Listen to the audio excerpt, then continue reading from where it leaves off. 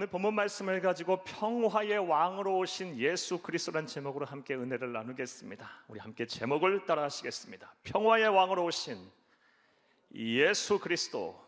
한 번 더 따라 하십니다. 평화의 왕으로 오신 예수 그리스도. 예, 감사합니다. 제 방에 가면 천문학자가 그린 이 은하계 지도가 있습니다. 이 은하계 지도를 보게 되면 우리가 살고 있는 지구, 그리고 지구에 포함되어 있는 태양계, 이 태양계는 우리의 은하계를 볼 때 아주 먼지에 불과한 점에 불과함을 알 수가 있습니다. 하지만 사람들은 그것을 모릅니다. 하나님이 얼마나 크고 위대하신지를 잘 모릅니다. 이 세상이 얼마나 크고 넓은지를 잘 모릅니다. 그래서 자신이 위대하다고 생각을 합니다. 자신의 나라가 위대하다고 생각들을 합니다. 여러 가지 그런 이유로 인해서 의전을 빌밀 삼아 무리한 요구를 하고, 또 어찌 보면은 무례하다시피 한 그런 요구들을 하는 것을 보게 됩니다. 이러한 광경을 보면서 우리 하나님이 어떠한 생각이 드셨을까요? 인간의 교만함과 우매함을 보시고 아마 웃으시지 않으셨을까라는 생각을 해보았습니다. 사랑하는 여러분, 그런데 천하 우주 만물을 창조하시고 주관하시고 다스리시는 하나님께서 우리를 구원하시기 위해서 이 세상에 오실 때는 그렇게 의전에 신경 쓰지 않으셨습니다. 낮고 낮은 인간이 되셨습니다. 가장 천한 자의 모습으로 이 세상에 오셨습니다. 그리고 우리를 구원하셨습니다. 자, 그렇다면 예수님께서 왜 이렇게 낮고 낮은 인간의 몸으로 비천한, 어찌 보면 비천한 모습으로 이 세상에 오셨을까요? 그 이유에 대해서 성경은 많은 말씀들을 우리에게 해주고 있습니다. 특별히 오늘 본 말씀 14절 말씀에 보면 우리는 그 이유를 찾을 수가 있습니다. 우리 본 말씀 14절 함께 읽겠습니다. 지극히 높은 곳에서는 하나님께 영광이요, 땅에서는 하나님이 기뻐하신 사람들 중에 평화로다 하니라. 아멘. 사람들 중에 평화로다 하니라. 즉 우리 주님께서는 평화의 왕으로 오시기 위해서 그렇게 하셨다는 것입니다. 우리에게 평화를 주기 위해서 낮고 낮은 인간의 몸으로, 문턱이 낮은 그 인간의 몸으로 이 세상에 오셨다는 것입니다. 할렐루야! 그리고 이것은 오늘 본문 말씀의 배경이 되는 누가복음 1장 말씀을 통해서 우리가 분명히 더 알 수 있습니다. 누가복음 1장 78절에서 79절을 함께 읽겠습니다. 이는 우리 하나님의 긍휼로 인함이라. 이로써 돋는 해가 위로부터 우리에게 임하여 어둠과 죽음의 그늘에 앉은 자에게 비치고 우리 발을 평강의 길로 인도하시리로다 하니라. 아멘. 사랑하는 여러분, 누가복음 1장 78절에서 79절 말씀은 예수님보다 앞서 6개월 전에 온 세례 요한, 예수님의 길을 예비하러 온 이 세례 요한의 아버지인 제사장 사가랴가 성령의 능력으로 충만해져서 예수님에 대해서 예언을 한 내용입니다. 예수님이 어떤 분이시랍니까? 우리의 발을 평강의 길로 인도하시게 오신 분이시랍니다. 평강의 길로 우리를 인도하시기 위해, 다른 말로 우리에게 평화를 주러 이 세상에 오셨다는 것입니다. 할렐루야! 자, 그렇다면 이제 생각을 해보겠습니다. 사랑하는 여러분, 우리 주님께서 인간의 몸을 입고 이 땅에 오셔서 우리에게 주시고자 했던 평화는 어떠한 평화일까요? 자, 이제부터 따라 하시겠습니다. 첫째로 하나님과의 평화입니다. 우리 주님께서 인간의 몸을 입고, 낮고 낮은 인간의 몸을 입고 이 땅에 오셔서 우리에게 주시고자 했던 평화는 하나님과의 평화임을 믿으시기를 간절히 주의 이름으로 축복합니다. 이것을 성경에선 다른 말로 하나님과 화목하게 하기 위해서, 화평하게 하기 위해서 이 세상에 오셨다라고 말씀을 하십니다. 사랑하는 여러분, 성경에서는 우리에게 분명히 말을 하고 있습니다. 예수가 없는 불신앙인의 상태는 하나님과의 관계가 어떠하냐, 철천지 원수지간이라고 성경은 분명하게 말을 하고 있습니다. 골로새서 1장 21절을 함께 읽겠습니다. 전에 악한 행실로 멀리 떠난 마음으로 원수가 되었던 너희를. 사랑하는 여러분, 예수 없는 사람의 삶은 하나님과 원수지간입니다. 따라서 소망이 없어요. 절망뿐이에요. 그래서 사랑의 하나님께서는 이 문제를 해결하시기 위해서 인간의 역사 이래, 유사 이래 수많은 노력들을 해오셨습니다. 예를 들면 먼저 하나님께서는 그의 대리자들, 선지자들을 이 세상에 보내서 하나님과 화해, 하나님과 평화를 이루게 하셨어요. 하지만 사람들이 이를 거부했어요. 하나님이 보낸 대리자인 선지자들을 죽였어요. 핍박했어요. 하나님을 떠났어요. 멀리했어요. 또 하나님께서는 때로는 패역하고 음란하고 죄가 많은 사람들을 본보기로 삼아 심판하셨어요. 심지어 한 나라를 멸망시키기도 하셨어요. 그러면서 강력한 메시지를 보내셨습니다. 하나님을 떠난 삶은, 예수가 없는 삶은 나와 절천지 원수지간이다. 불행뿐이다. 절망뿐이다. 낙이 없다. 분명하게 하나님 강력하게 메시지를 전하시면서 내게로 돌아오라, 돌아오라, 나와 화해하자라고 끊임없이 메시지를 보냈습니다. 하지만 사람들은 눈길을 주지 않았습니다. 관심을 가지지 않았어요. 하나님이 어디 있다 그래? 왜 하나님을 믿는다 그래? 그 어리석은 일을 왜 행하는 거야? 그러면서 우상을 섬기면서 자기가 행할 바대로 살았어요. 사랑하는 여러분, 하나님의 마음을 아프게 하고 하나님을 떠났어요. 더 관계가 악화됐어요. 그래서 사랑의 하나님은 최후의 결심을 하시게 됩니다. 최후의 방법을 생각해내셨어요. 그것이 무엇입니까? 직접 하나님께서 이 세상에 오셔서 사람과 평화를 이루시려고 했던 것입니다. 그래서 예수님께서 이 세상에 오신 것임을 믿으시기를 간절히 주의 이름으로 축복합니다. 그런데 예수님께서 이 세상에 오신 것만으로 하나님과 우리가 완전한 평화를 이룬 것이 아닙니다. 왜냐하면 인간이 가진 근원적인 문제, 이 죄의 문제를 해결하지 않고서는 하나님과 완전한 평화를 이룰 수가 없기 때문입니다. 그래서 우리 주님께서는 결심하셨어요. 죄 없으신 하나님의 아들이신 예수 그리스도께서 모든 사람의 죄를 대신하여 십자가에서 물과 피를 다 쏟으심으로 대속의 죽음을 죽으셨습니다. 그리고 이를 믿는 자는 심판의 주권자이시고 구원의 주인이신 예수 하나님께서 우리가 죄인이지만 의인으로 인정을 하시고 하나님과 우리가의 평화가 이루어졌다고 선언하시고 약속하신 것입니다. 할렐루야! 사랑하는 여러분, 예수 그리스도로 말미암아 우리와 하나님과의 평화가 이루어진 것입니다. 이것을 사도 요한 선생님께는 다음과 같이 이야기합니다. 요한 1서 4장 10절을 함께 읽겠습니다. 사랑은 여기 있으니 우리가 하나님을 사랑한 것이 아니요 하나님이 우리를 사랑하사 우리 죄를 속하기 위하여 화목제물로 그 아들을 보내셨습니다. 아멘.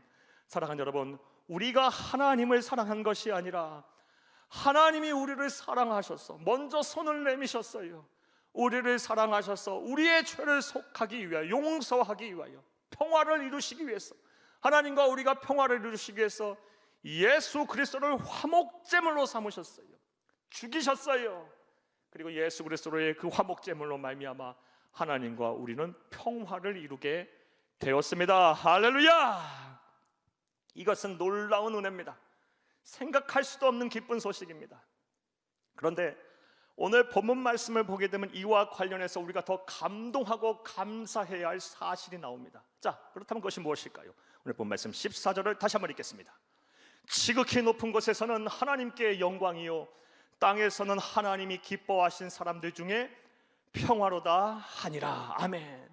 땅에서는 하나님이 기뻐하신 사람들 중에 평화로다라고 성경은 말을 하고 있습니다. 자, 그러니까 하나님과 평화는 아무나 이루는 것이 아니고 땅에서 하나님의 기뻐하심을 입은 사람들만 하나님과 평화를 이룰 수가 있다는 것입니다. 좀 더 쉬운 말로 하면 아무나 예수 믿는 것이 아니라는 겁니다. 아무나 구원받는 것이 아니라는 것입니다. 아무나 하나님과 평화를 이룰 수가 있는 것이 아니라는 것입니다. 오직 땅에서 하나님께 기뻐하심을 입은 사람들, 즉 선택을 받은 사람들만, 사랑하는 여러분, 하나님과 평화를 이룰 수가 있다는 것입니다. 자, 그런데 그 선택을 누가 받았습니까? 저와 여러분이 받았습니다. 우리가 받았습니다. 사랑하는 여러분, 우리가 도대체 무엇이길래 하나님께서 이런 사랑을 우리에게 베푸시나요? 우리 안에 무슨 선한 것이 있어서 우리에게 이런 사랑과 은총을 베푸시나요? 하나님의 은혜로 아니면 설명이 안 되는 이야기입니다.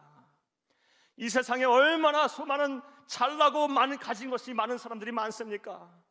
특별하고 특출난 사람들이 이 세상에 얼마나 많습니까? 하나님은 그런데 그러한 기준으로 사람을 선택하고 그 사람을 보고 기뻐하시는 것이 아닙니다. 그런 기준으로 본다면 우리들은 하나님의 선택을 받을 자격이 없을지도 몰라요.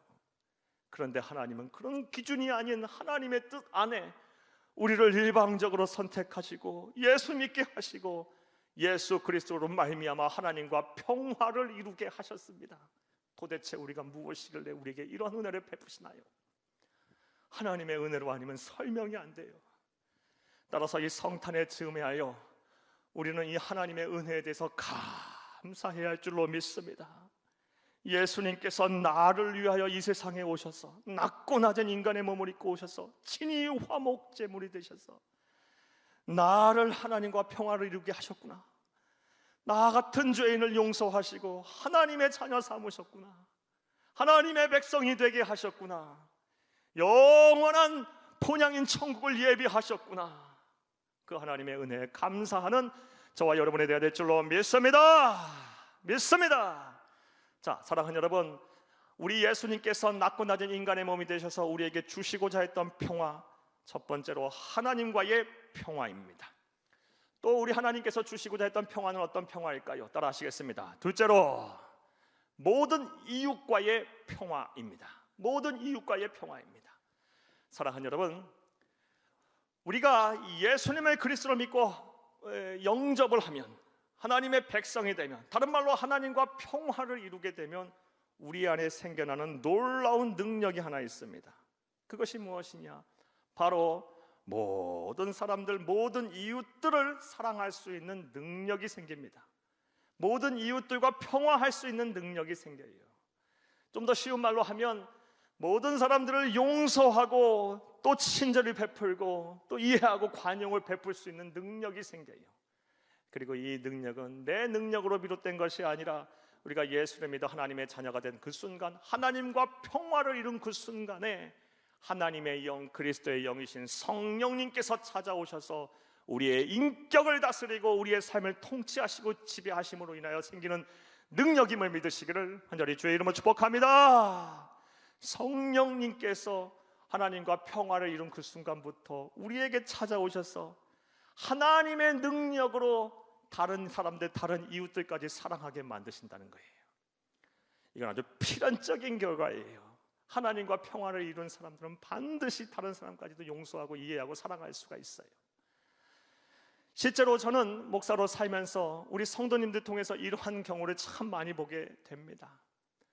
한번 예를 들어서 말씀을 여러분에게 드리겠습니다. 어떠한 성도님들은 부부간의 갈등으로 인하여 별거를 오랫동안 하셨는데 하나님과의 평화를 이룬 후 그 심령에 성령의 능력으로 말미암아 다른 이웃들까지 사랑할 수 있는 마음들이 생겨서 별거를 청산하신 우리 성도님들이 계십니다. 이걸 어찌 사람의 능력으로 할 수가 있겠습니까? 하나님이 하신 거죠. 또 어떤 성도님들은 경제적으로, 금전적으로 큰 손실을 끼친 사람들로 인해서 그냥 삶이 막 엉망이 돼서 그것으로 인한 깊은 상처를 갖고 사셨는데 하나님과 평화를 이룬 후 성령의 능력으로 말미암아 그런 사람들을 다 용서하고 심지어 그들을 위해서 기도하는 사람들까지로 이렇게 성장한 우리 성도님들도 계십니다. 사랑하는 여러분, 이 모든 거 어떻게 가능할 수 있겠어요? 하나님이 하시는 거예요. 성령님께서 하시는 거예요. 하나님과 평화를 이룬 자에게 주시는 은혜이자 축복입니다. 할렐루야. 사랑하는 여러분, 그리고 이 모든 것을 이루시기 위해서 우리 구주 예수 그리스도께서 성육신 하신 것임을, 낮고 낮은 인간의 몸을 입고 이 땅에 오신 것임을 믿으시기를 간절히 주의 이름으로 축복합니다. 그러므로 이 성탄의 즈음에서 우리들은 무엇을 해야 합니까? 하나님과 평화를 이룬 우리들, 영생을 선물 받은 우리들, 우리의 심령에 성령님을 모신 우리들, 무엇을 해야 합니까?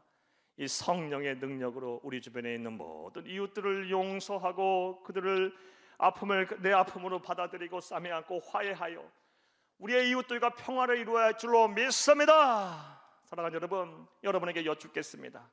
여러분이 화해해야 할 대상이 누굽니까? 남편입니까? 아내입니까? 부모입니까? 자녀입니까? 친구입니까? 이웃입니까? 교우입니까? 누구입니까? 이제 하나님의 마음으로 하나님과 화평을 이룬 사랑하는 우리 성도니 여러분, 성령의 능력으로 이 모든 대상을 향하여 진정한 화해와 평화를 이루시는 여러분들이 다 되기를 간절히 주의 이름으로 축복합니다.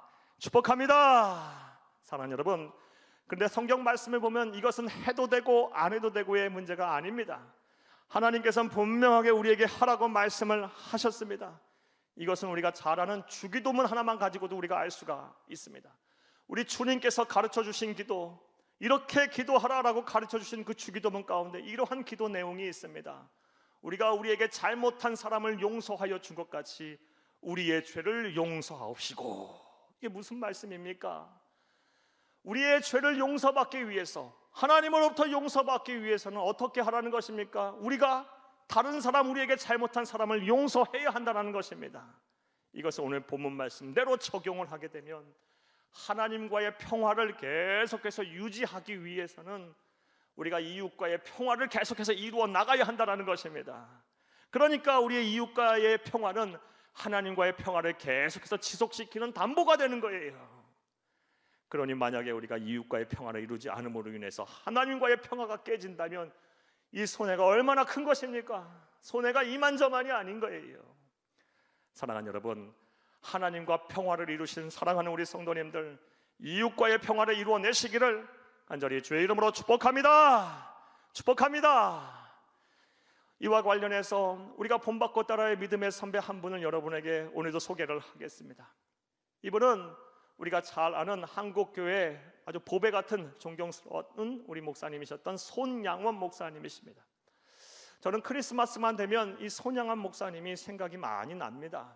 그 이유는 제가 어려서 이 크리스마스 시즌만 되면 꼭 TV에서 이 손양원 목사님의 일대기인 영화인 사랑의 원자탄이라는 영화가 방영이 됐었어요.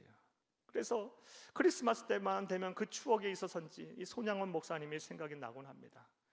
하지만 무엇보다 이 손양원 목사님이 크리스마스에 생각이 나는 이유는 우리 구주 예수께서 이 세상에 오신 목적인 하나님과 평화를 이루고 사람들, 이웃들과의 평화를 이루려는 그 목적에 아주 부합하는 삶, 실천하는 삶을 우리 목사님이 사셨기 때문에 크리스마스 시즌만 되면 이 손양원 목사님이 생각이 납니다.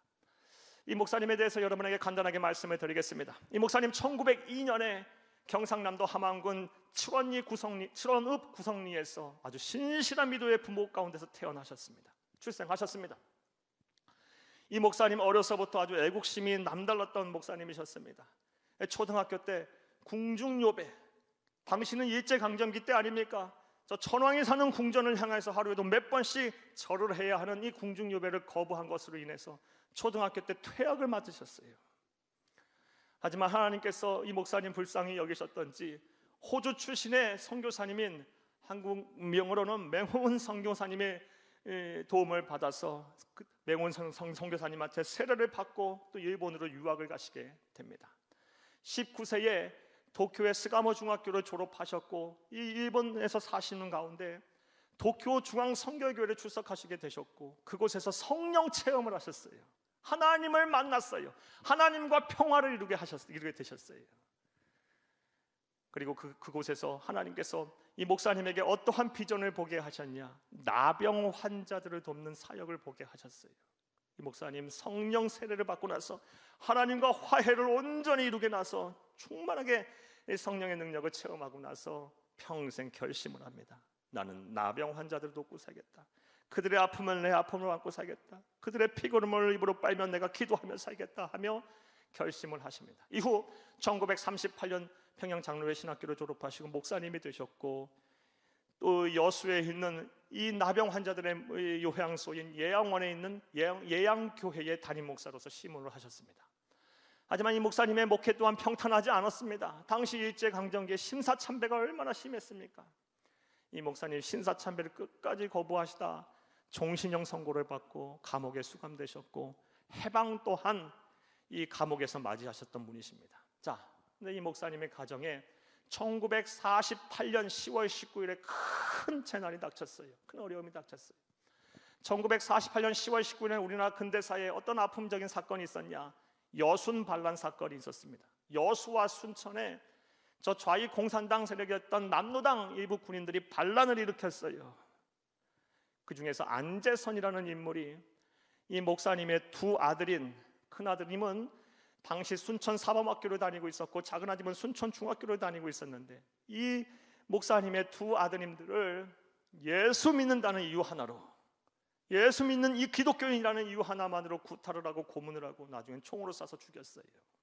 두 아들이 한날 한시에 순교한 것입니다. 사랑하는 여러분, 그러니 이 목사님 얼마나 힘드셨겠습니까? 두 아들이 일시에 순교했어요. 공산당원의 총탄에 맞아 죽었어요. 얼마나 마음이 아프고 힘들었겠어요.